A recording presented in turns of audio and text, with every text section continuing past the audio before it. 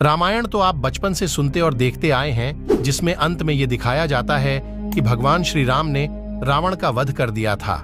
किंतु अगर हम आपसे कहें कि रावण मरा नहीं बल्कि आज भी जिंदा है, अब आप सोच रहे होंगे कि आखिर यह कैसे हो सकता है।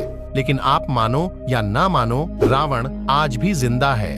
परंतु सवाल ये उठता है कि आखिर रावण है कहाँ? ये जानने के लिए इस वीडियो को पूरा देखिए, क्योंकि इस वीडियो में हम आपको बताएंगे रावण कहाँ और किस हालात में है। रामायण में माता सीता को छुड़ाने के लिए प्रभु श्री राम और लंकापति रावण के बीच घमासान युद्ध हुआ था, जिसमें रावण मारा गया था। जिसके बाद प्रभु श्री राम ने रावण के शव को विभीषण को सौंप दिया था।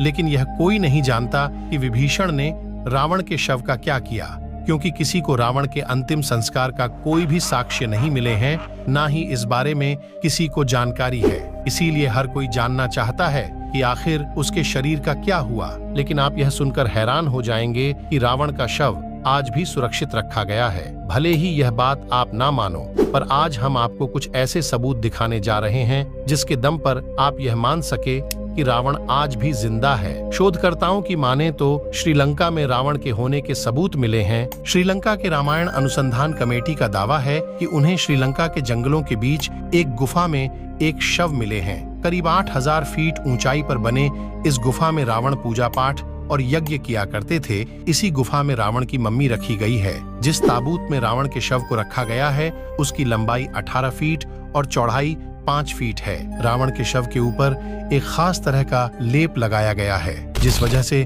कई हजार साल बीत जाने के बाद भी उसका शरीर बिल्कुल वैसा का वैसा है। लेकिन घने जंगल और खूंखार जानवर होने की वजह से कोई भी इस गुफा के अंदर नहीं जा पाया। लंका विजय के बाद भगवान राम ने लंका समेत रावण का शव विभीषण को सौंप दिया था। लेकिन सत्ता संभालने की जल्दबाजी में वे रावण का अंतिम संस्कार करना ही भूल गए और शव को वैसे ही छोड़ दिया। कहा जाता है कि इसके बाद राक्षसी कबीले के लोग रावण के शव को अपने साथ ले गए, क्योंकि उनका ये मानना था कि लंकापति रावण फिर से जिंदा होंगे, और उन्होंने शव को उस गुफा में ले गए जहां रावण यज्ञ किया करते थे। राक्षसों ने रावण को जिंदा करने की बहुत कोशिश की, पर वे असफल रहे। आखिर में उन्होंने शव को मम्मी बनाने का फैसला किया और उन्हें ये उम्मीद थी कि रावण एक दिन जरूर जिंदा होंगे। इसीलिए वे रैगला के जंगलों में उसी गुफा के अंदर रावण के शव को इस तरह सुरक्षित रखा कि सालों साल तक शव वैसा का वैसा रहे। हिंदू मान्यताओं के अनुसार रावण त्रेता युग का सबसे शक्तिशाली राजा था। उसे अपनी ताकत का बहुत ज्यादा घमंड था, जो आखिरकार उसे ले डूबा। घमंड की वजह से रावण ने भगवान राम की पत्नी मां सीता का हरण किया। लाख समझाने पर जब वह नहीं माना तो भगवान राम और रावण के बीच भयंकर युद्ध हुआ।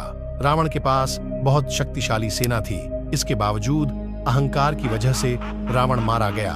इस बात के प्रमाण आज भी श्रीलंका में देखे जा सकते हैं। रावण ने जिस जगह पर माता सीता को हरण करके रखा था, उसके पास एक झरना है, जहां की चट्टानों पर अभी भी हनुमान जी के पैरों के निशान देखने को मिलते हैं। कुछ लोगों का कहना है कि रावण कलयुग में फिर से कली पुरुष द्वारा जिंदा कर दिया जाएगा, और उस समय भगवान विष्णु के 10वें अवतार कल्कि को कली पुरुष के साथ साथ रावण का भी सामना करना पड़ सकता है। रावण हर समय खोज और आविष्कार को ही महत्व देता था।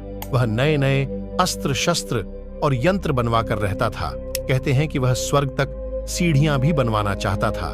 रावण की कई वेधशाला थी, जहां तरह तरह के आविष्कार होते थे। खुद रावण ने उसकी वेधशाला में दिव्य रथ का निर्माण किया था।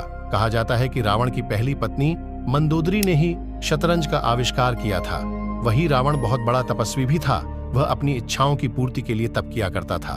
उसने तप के बल से ही ब्रह्मा से वरदान मांगा था, और तप के बल पर सभी ग्रहों के देवों को बंधक बना लिया था।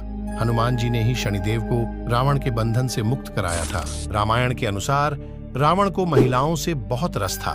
रावण की पहली पत्नी मंदोदरी, जो कि राक्षस राज मयासुर की पुत्री थी, दूसरी का नाम धन्य मालिनी था और तीसरी का नाम अज्ञात है। ऐसा भी कहा जाता है कि रावण ने उसकी हत्या कर दी थी। रावण अपनी पत्नी की बड़ी बहन माया पर भी वासना युक्त नजर रखी थी। इसके अलावा रावण ने विष्णु भक्त तपस्विनी वेदवती का शील भंग करने का प्रयास किया था, जिसके चलते उन्होंने अपनी देह त्याग दी और रावण को श्राप दिया कि एक स्त्री के कारण ही तेरी मृत्यु होगी। मान्यता अनुसार उस युवती ने सीता के रूप में जन्म लिया था। रावण में लाख बुराइयां थीं, पर फिर भी उसने माता सीता के साथ कुछ गलत नहीं किया। आपने यह बात जरूर सुनी होगी, पर इसकी सच्चाई कुछ और ही है। रामायण के अनुसार विश्व विजय करने के लिए जब रावण स्वर्ग लोक पहुंचा, जहां उसे रंभा नाम की अप्सरा दिखाई दी, उसने कामातुर होकर रंभा को पकड़ लिया। तब अप्सरा रंभा ने कहा कि आप मुझे इस तरह से स्पर्श ना करें, मैं आपके बड़े भाई कुबेर के बेटे नल कुबेर के लिए आरक्षित हूँ। लेकिन रावण ने उसकी बात नहीं मानी और रंभा से दुराचार किया। यह बात जब नल कुबेर को पता चली तो उसने रावण को श्राप दिया कि आज के बाद रावण बिना किसी स्त्री की इच्छा के उसको स्पर्श नहीं कर पाएगा, और यदि करेगा तो उसका मस्तिष्क 100 टुकड़ों में बट जाएगा। यही असली वजह थी कि रावण कभी भी माँ सीता को स्पर्श नहीं कर पाया। यहाँ तक कि जब रावण ने माँ सीता का अपहरण कर श्रीलंका लेकर आया तो रावण की पत्नी मंदोदरी ने बार बार रावण को चेतावनी दी थी कि सीता जी को राम को लौटा दे, अन्यथा हमारी कुल का विनाश होगा। इसके जिम्मेदार सिर्फ आप होंगे। लेकिन रावण अपनी ताकत का घमंड दिखाकर मंदोदरी को फटकार लगाता था। इसी के फलस्वरूप घमासान युद्ध हुआ और रावण की मृत्यु हुई।